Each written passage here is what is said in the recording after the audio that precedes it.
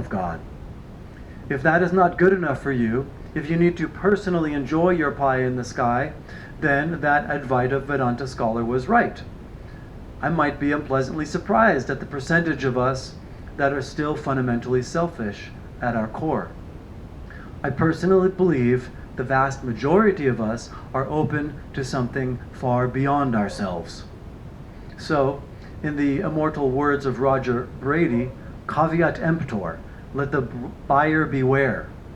If you decide to start taking the words of Bernadette Roberts seriously, not only will you probably be challenged to reconsider some of your beliefs about the man Jesus, you will probably also be challenged to reconsider some of your beliefs about your personal afterlife, the saints, the Eucharist, Mary, and Christ. You must have a tremendously open mind and an unshakable trust in God that you will learn what you need to learn, when you need to learn it, in the way you need to learn it. Bernadette would say beliefs are a good thing because they give us something to question. It is also true that they sometimes give way to knowledge. In the end, when we have the mind of Christ, we won't need any beliefs. Don't sacrifice your intellectual integrity for something that may turn out to be false and which will have to give way to vision anyway. I hope I have been sufficiently clear that you now understood that if you begin to agree with the worldview presented by Bernadette, any hopes of a personal heaven or a better reincarnation must eventually be left aside. This is why, unless something radically changes in our postmodern Weltanschauung, the writings of Bernadette will never become as popular as they deserve because people are afraid of death.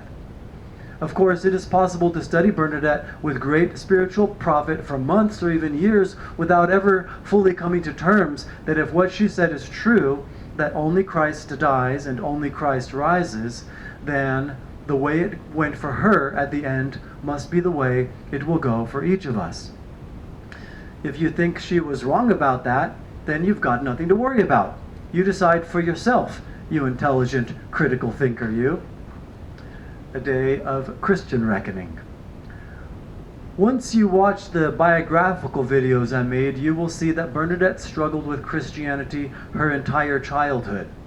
Eventually, she began to understand that the course of her life would be one of belonging ever more completely to God. Also, at age 15, she began for the first time in her life to understand the relationship between Jesus and the Trinity. So, she determined with all her heart and soul to try to become a Christian. She was a happy and pious discalced Carmelite Catholic nun for 8.5 years. Then she felt God was calling her to leave the comfort of the monastery which she loved so much.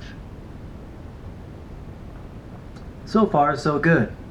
One paragraph about early struggles and eventual conversion. This is where things start to get really interesting. You will have to watch all the videos and read all her books to enjoy the remarkable turns that her spiritual life took. Suffice it to say, she began to see Jesus' spiritual experiences in light of her own. This conviction was solidified for her through her experience of spiritual death, resurrection, and ascension.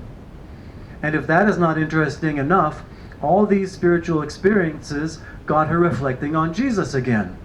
She had obviously not been transformed into him, nor did she expect to be meeting him in heaven.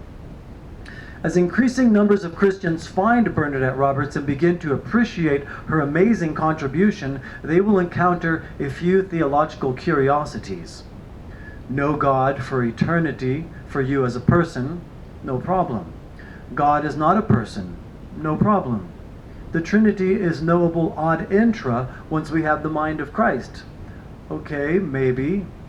You will not see Jesus in heaven. Now wait just a second. She certainly had more tact than to harp on this issue, but she didn't avoid it either. If her consciousness was absorbed completely by God, then Jesus's certainly was as well. Like I said, she didn't harp on it, but she did write, quote, Christianity will have its day of reckoning once it comes to terms with the impermanence of Jesus' consciousness, end quote. But just as when one door closes, various others open, if Christians are able to let the man Jesus go as someone to be worshipped and embrace him as an icon to be followed, then Christianity perhaps can finally become the movement of universal import that it was intended to become. She believed the creed needs to be rewritten, and that people have been brainwashed by centuries of watered-down party-line formulations which were never meant to be taken literally. She was hostile toward fundamentalism, sympathetic toward Catholicism, and very sympathetic toward the Orthodox churches. I say this in a spirit of transparency. Stoicism, the Tao, and Apatheia. The Stoic virtue of apatheia has nothing to do with apathy. Apathy is not caring, whereas apatheia is not being moved. There is a still point at the center of the soul when, once accessed, can be accessed at any time and, eventually, at all times. When this happens, there is a union of wills between God and the soul, which, at some point, becomes irrevocable. Once this happens, one is living perfectly the Stoic virtue of apatheia. One has glimpses of this life before it becomes a permanent reality. These are glimpses that one can return to in memory to help reorient oneself. While consciousness was dying in her body, she went off to camp in the Sierra Mountains for a few months. When she writes about this time, she repeatedly uses the word flow, and says that she never really knew how to live before going into the woods. Thus, living the watercourse way of least resistance, time to chop wood, time to carry water, she was finally able to surrender to living one with the Tao, or Logos, or wisdom of nature. Also, time to share her granola breakfast with the birds from the same bowl. As she swam nearer the center of the stream of life, both banks began to disappear. That is to say, her ability to contemplate both the past and future began to wane until she was permanently held in the present moment, the center of the stream, unable to visit either shore.